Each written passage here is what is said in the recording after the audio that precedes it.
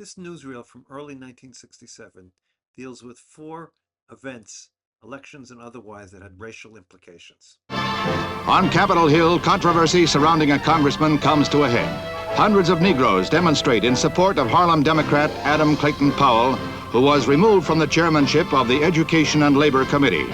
Later, he was denied his House seat pending an investigation. Powell commented, "Today marks the end of the U.S. as the land of the free and the home of the brave." In Georgia, the state legislature settles the November election. First, the popular vote had to be certified, since neither gubernatorial candidate, Lester Maddox, nor Howard Callaway polled more than 50% of the total.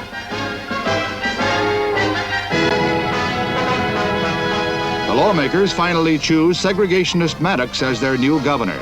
The former restaurant owner, who gained national publicity by refusing to integrate his fried chicken place, ran on a platform of states' rights and preservation of the race.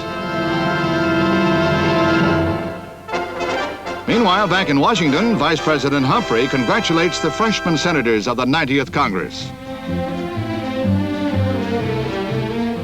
The group includes Charles Percy of Illinois and Edward Brooke of Massachusetts. Brooke, at the far right, is the first Negro to be elected to the Senate since Reconstruction days.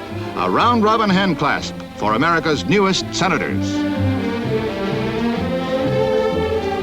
In the Bahamas, the first elections are held since the islands gained independence from Britain 3 years ago. The ruling, white-dominated United Bahamian Party and 3 Negro opposition parties wage a bitter campaign. Charges of U.S. underworld gambling influences and conflict of interest in government stir up wide enthusiasm in the balloting. While the Negro progressives show great gains, the election ends in a deadlock. If neither major party can form a government, new elections will have to be held.